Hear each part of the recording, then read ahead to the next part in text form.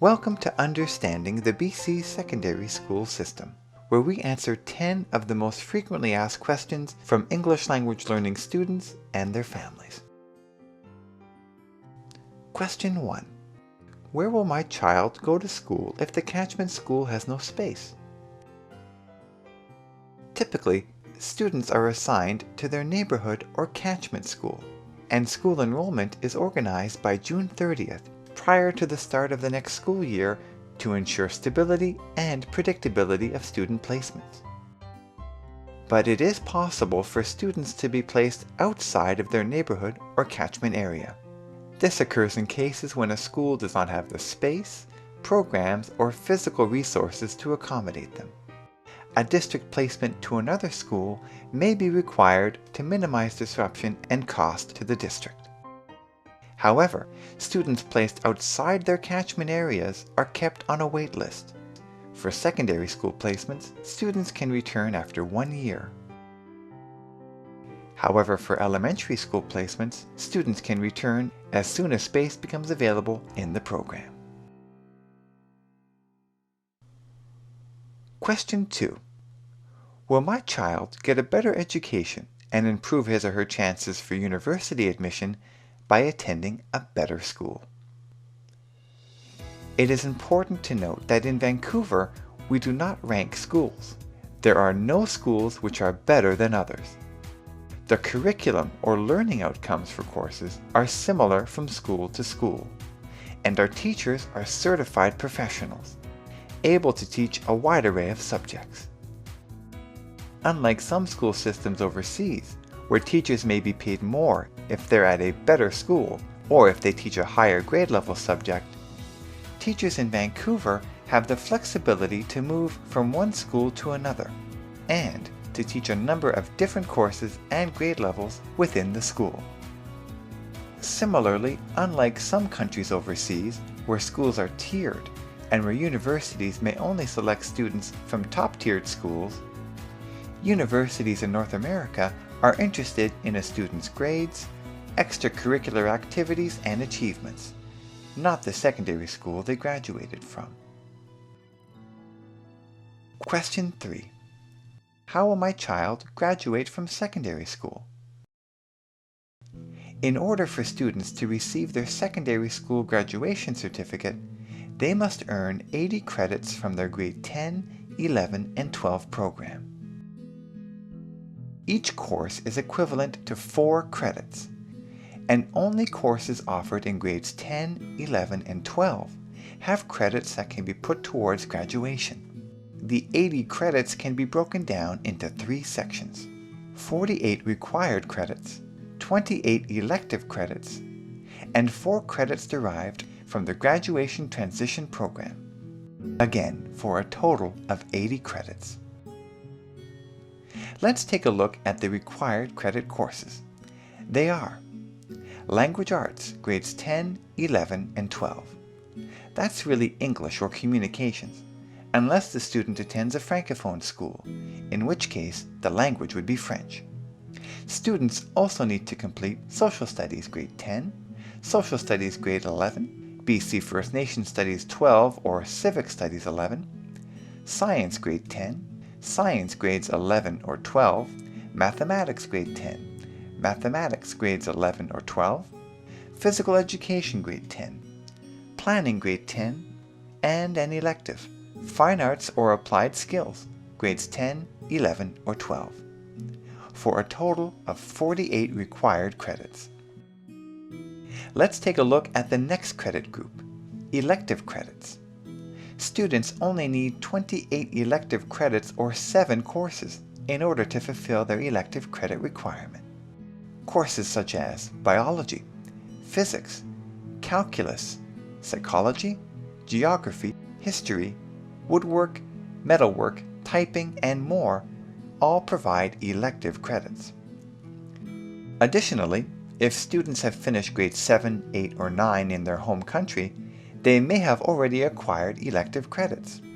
For example, if the student is from China, the Philippines, Iran or Iraq, India, Korea, Japan, Mexico, etc., and has completed grades 7, 8, and 9, they can receive external language credit for grade 10, 11, or 12 Chinese, Filipino, Persian, etc.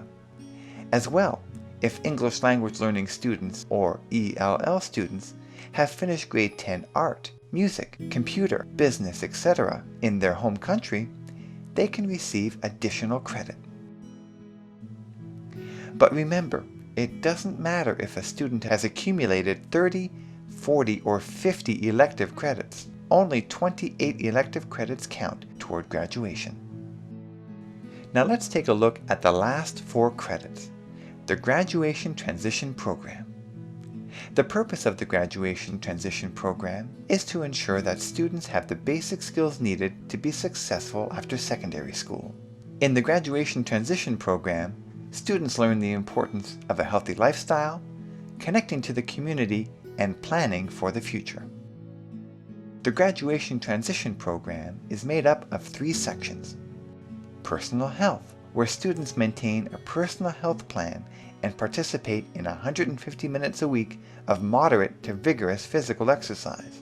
Community connections, where students participate in at least 30 hours of work experience/community service and describe what was learned.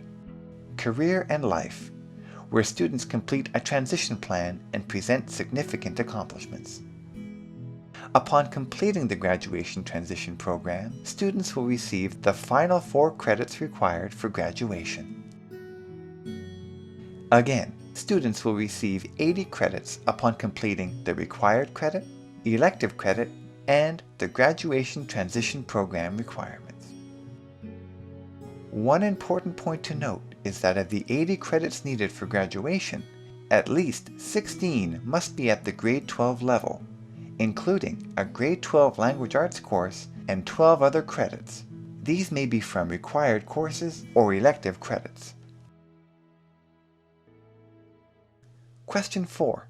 Will my child graduate sooner if he or she can drop English language learning classes and take more regular classes? The answer is no. Dropping ELL classes will not speed up the graduation process. That's because a student who declines ELL classes in favor of art, music, computer, science, etc. would only be increasing their elective credit requirement, which, as explained in question 2, has a maximum of only 28 credits. For ELL students, it is the required credit courses, in particular language arts or English, grades 10, 11, and 12, and social studies grades 10 and 11 that are essential for graduating. ELL students need to show a certain level of understanding of the English language before they can enroll in these required credit courses. The ELL classes help provide that understanding and serve as the foundation for future success. Question 5. When can my child take transitional or regular English courses?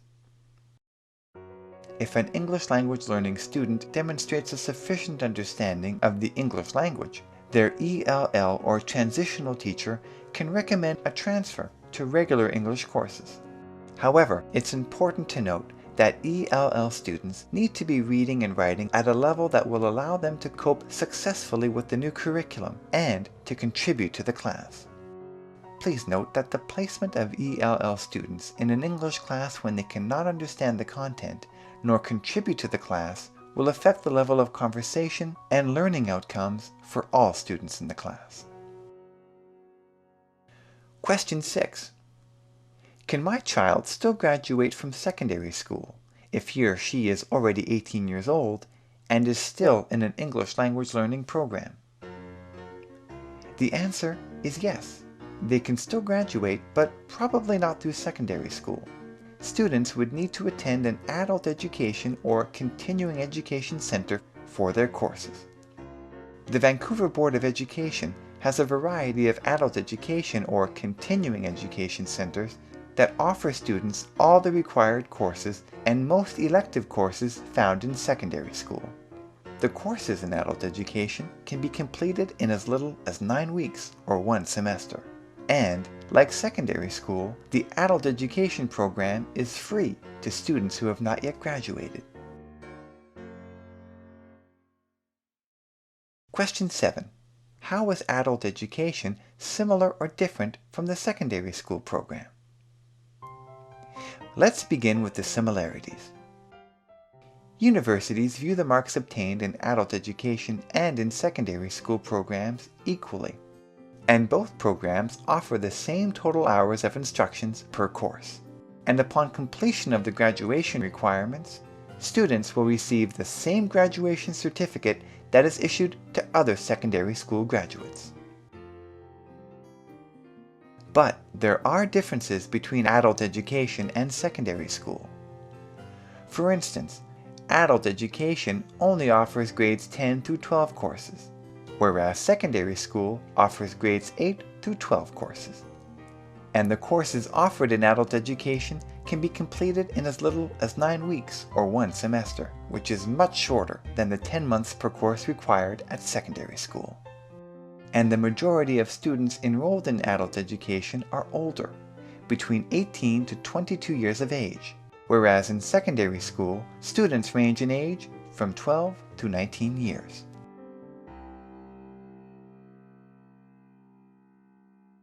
Question 8. How will my child go to university? And do universities look at provincial exams? Universities will consider applicants who will soon graduate or who have already graduated. And most universities will look at a student's English 12 mark and the student's 3 best grade 12 marks from a list of recognized courses. Please note that there are required provincial exams in grades 10, 11, and 12. In grade 10, required provincial exams include English, Science, and Math. The grade 11 required provincial exams include Social Studies or Civic Studies. And in grade 12, the required provincial exams include English or Communications. In grades 10 and 11, the provincial exams are worth only 20% of the final grade. The classwork is worth 80%. The exception are the grade 12 English and Communications provincial exams, which are worth 40%, and the classwork 60%. Similar to other countries, students can enter university once they have graduated from secondary school. However, unlike universities in many other countries, in Canada, there is no age limit for admission. Students do not need to get into university by age 19. They can apply for university at age 30, 40, 50, or older. And if a student does not get accepted into his or her university of choice, they can reapply to that university at a later date. However, it's important to note the difference between attending university and completing it. For ELL students, university offers a particular set of challenges. That's because universities require a strong command of the English language in order to succeed. Let's take, for example, some first-year ELL university students who are strong in math and science but fail their first-year English course. The university will allow them to continue to their second year. But if they continue to fail their English courses, the university may not allow them to return for their third year. It is important for ELL students to build on the English foundation skills they have acquired and developed in secondary school. Again, parents and secondary school students need to focus on the goal of not just attending university, but completing university. And so, for some ELL students, attending university immediately after secondary school may not be their best option. We will examine other post-secondary school alternatives in Question 9. Question 9.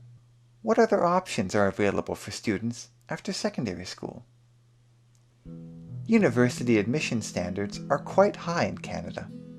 Often, universities require a solid A or B grade average for admission consideration. So it is possible for a student with good grades to not be accepted by his or her university of choice. But that doesn't mean that a student's education ends after secondary school. Secondary school and adult education graduates can always apply to college. Colleges offer programs for a 1-year certificate and/or 2-year diploma, which provide a wide array of employment options for students. And many colleges also offer a 1 or 2 year university transfer program. And upon completing the program's requirements, students can transfer to university to continue their studies and earn a university degree. In effect, students have entered university through college. Students may also choose to complete an additional 3rd and 4th year to earn a second diploma, which will allow them to be qualified for a wider array of jobs.